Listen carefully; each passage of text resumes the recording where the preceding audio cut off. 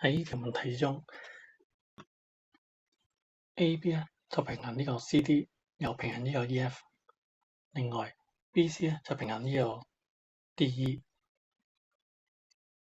咁而家要揾 X。咁首先第一步咧，因為見到呢個 FE 同埋呢個 DC 係平行線，所以呢個 X 個角度咧就同呢個 CDE 咧就係一樣嘅，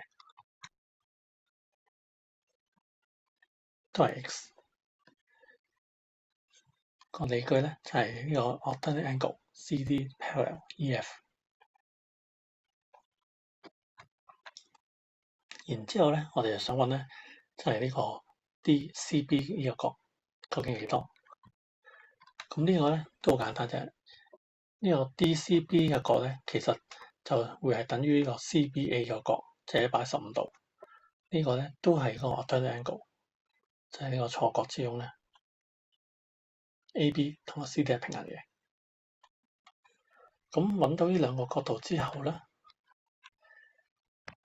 咁因為呢度兩條平行線 DE 同埋 CB 係 parallel，咁呢個 X 咧其實咧就再加埋呢個115度咧，就會等於180度嘅。